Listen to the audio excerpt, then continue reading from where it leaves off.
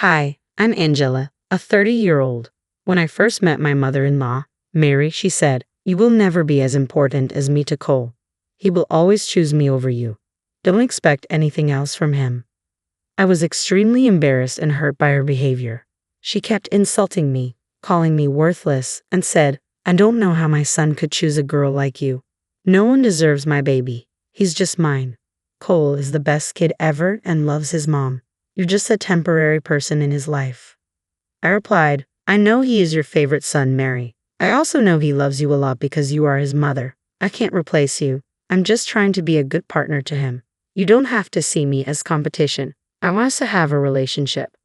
Mary responded, "You can never be my competition. Besides, you are only here for a while, so don't get carried away. He will dump you sooner or later."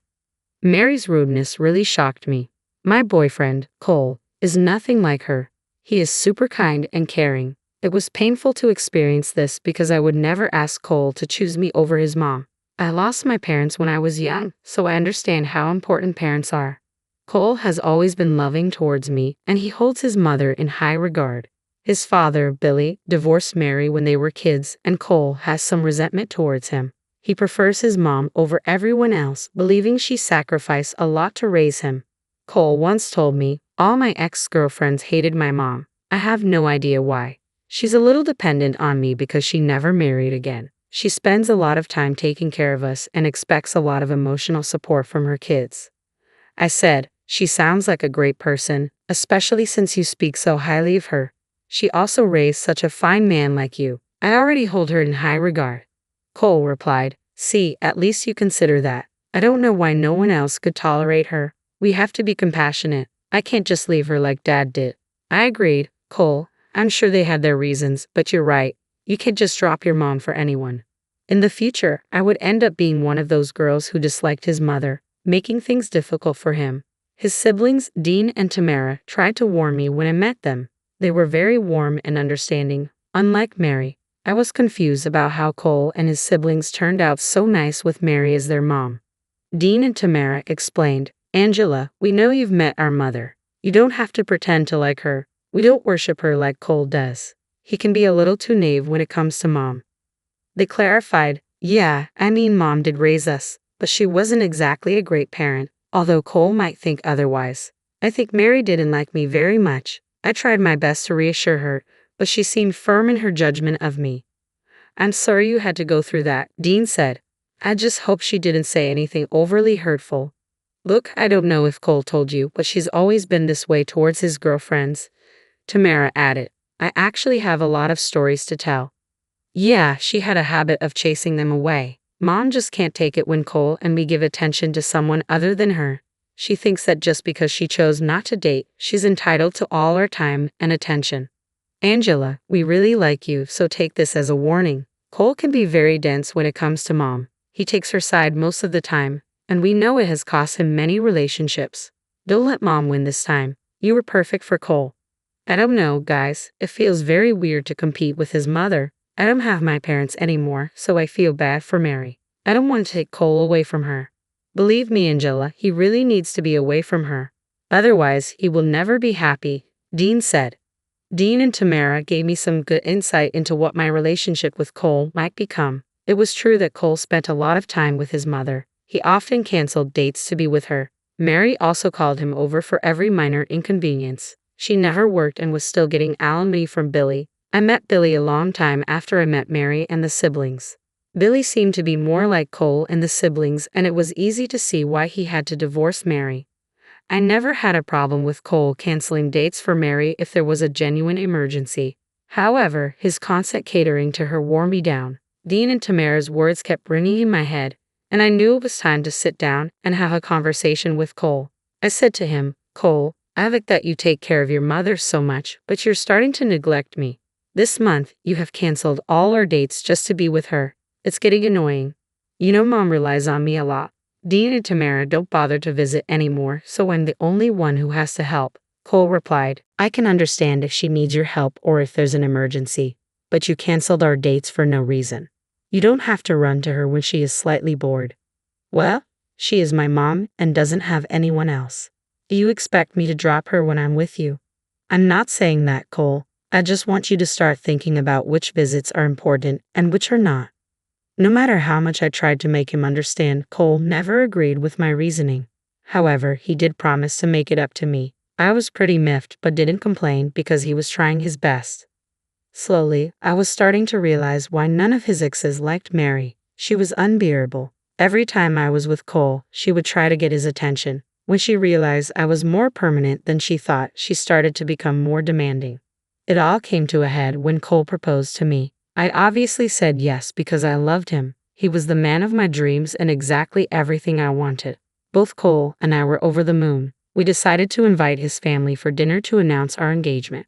Cole happily called his family and asked them to come over. Billy was the first one who came. He was super excited for us and gave us his heartiest congratulations.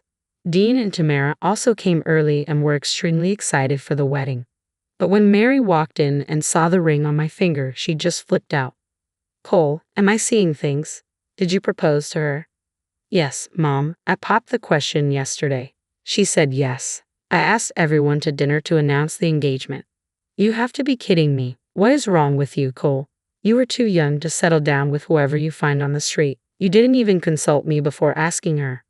Mom, what are you saying? You always knew I was going to propose to her. But I never gave you permission. How dare you propose without asking me?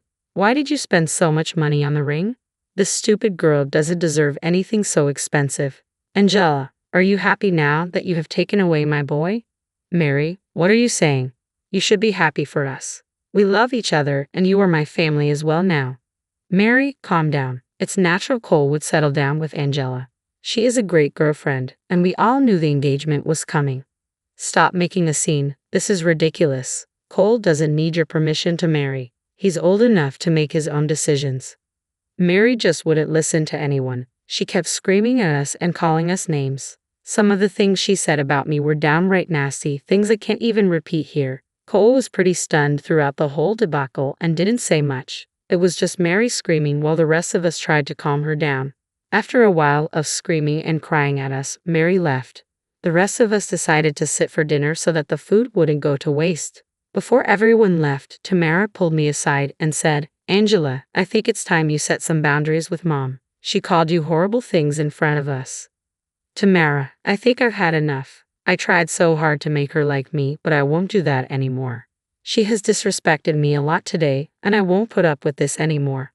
I hope Cole understands. Hold your ground. If he loves you and wants you, he'll listen.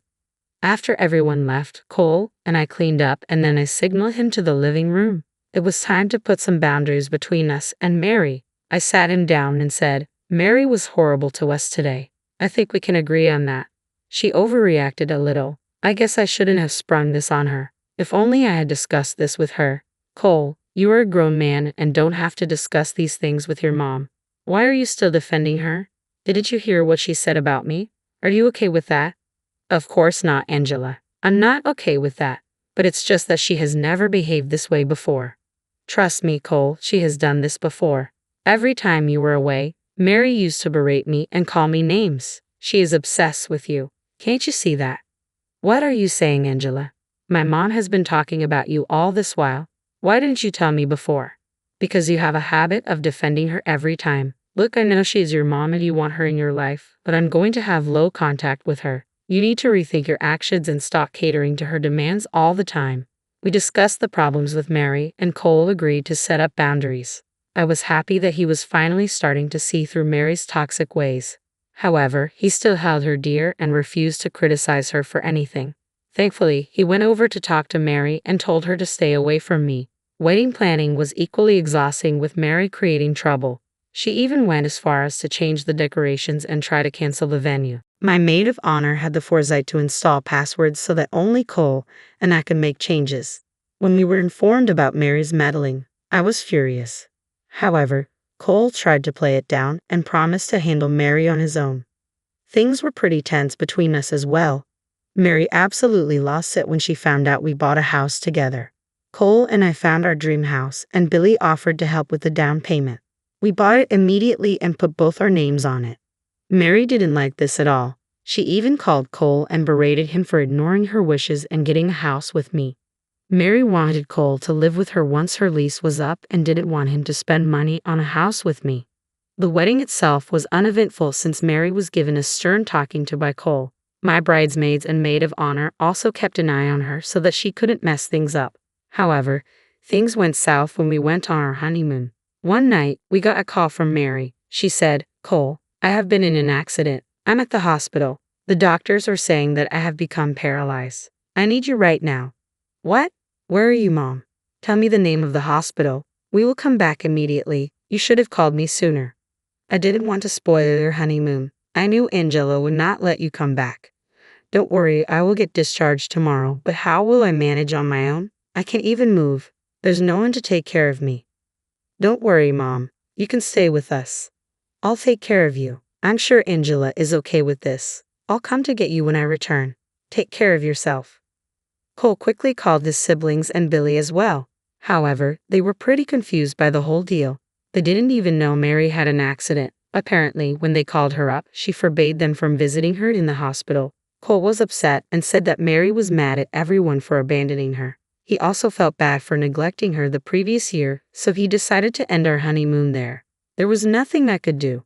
When we went back, Mary was already at her house. She was in a wheelchair and started to cry when she saw Cole and me. Cole assured her that he would never abandon her again. This time, he never even asked me anything. Mary also kept giving me weird looks and making snide comments about how I couldn't keep Cole away from her. I stayed quiet because there was no point in attacking her when she was hurt. One thing was definitely bothering me. Mary never showed us any medical documents or doctor's notes. She even refused to say which hospital she had been to. Cole ignored those red flags and simply told me to leave her alone. When we took her to our house, Mary said, "Son, you seriously can't think about putting me in a guest room. It would be so uncomfortable. It would be better if I get the master bedroom. Your room is so much bigger and has all my needs. I'm so sick right now. I need comfort." "Of course, Mom. If you think the master bedroom will be better, you can stay there. We won't mind. I just want you to be comfortable right now." "Thank you so much, Cole. I hope Angela is not mad at me. You guys didn't even get to enjoy your new room first. I can stay in the guest room if she wants. Who cares if I'm uncomfortable?" "You can stay in the master bedroom, Mary. I never objected to it." Mary just looked at me and smirked. She was clearly enjoying the fact that Cole was paying attention to her. Cole never discussed anything with me before giving in to his mother's demands. He kept blaming himself for not being there for her. Dean and Tamara were also very weirded out by the situation. Everything seemed too suspicious for us. I left it alone because I didn't want Cole to get the wrong idea. Things went pretty much downhill after that. Mary monopolized Cole's time. After coming home from work, she called him to her room and kept him there till dinner. Even at dinner, Mary insisted Cole eat with her. I was left to eat alone in the kitchen. It was like Cole never had time for me. Mary also ordered me around when I was home. If I told her no, she would call Cole and cry to him. Cole and I often argued because he wanted me to do more, but I was starting to hit rock bottom with him. My suspicions about Mary's health never went away, so I decided to keep an eye on her. One thing that Mary never knew was that we had cameras in the master bedroom. It was in place so we could keep track of things if they went missing. Neither I nor Cole told her about it. One day, when I was in the office, I decided to look at the recorded videos. Lo and behold, it was Mary walking perfectly fine and looking through all the drawers and cabinets in our room. I was shocked. Sure, I had my suspicions, but I didn't know Mary would do something like this. After finding the truth, I decided to wait before confronting her. Cole and I were still arguing, and I didn't want to piss him off anymore, so I bided my time and waited for the right moment. The perfect time was just about to come. About 4 months after Mary moved in, she told us that we needed to talk. We went to her room and waited for her to begin. She said, "You guys know that I've been going to the doctor with my friend. Today the doctor said that he can fix me, however, it would take a lot of money to do it." "That's great news, Mom. I'm sure this treatment will help you get better." "Yes, but you know I don't have that much money, so I was wondering if you can help me out." "We will be happy to help, Mary, but we don't have that much money lying around." "Don't be selfish, Angela. You have this house. If you sell it now, the money will be enough for the treatment. You can just move in with me and stay there after that." "Mom, it's a big decision to make. We want you to get better, but I can't believe this. My own son doesn't want to help me." Okay, then go ahead and kick me out. I would rather die in the street than stay here any longer. Mom, don't say that. We'll figure something out. Just give me time. No. Just sell this damn house. You don't need such a big house anyway. Angela doesn't get to live in a big house while I rot away in a small one. Sell the house and give me the money. Mom, calm down. We will find a way. Just let me think about it. Mary just kept accusing Cole of not loving her. She was so intense that Cole was on the verge of tears. He was almost ready to sell the house for her. That's when I decided it was enough. Stop it, Mary. Why are you pressuring him like this? I know you're not sick at all. Your paralysis is a lie. Stop this nonsense now. We are not selling the house for you. Oh my, Angela, what is wrong with you? Why would you say something like that? Because it's true. Cole, I know you think I am insane, but Mary has been lying to us. Do you remember the cameras we had in the master bedroom? Yes, what about them?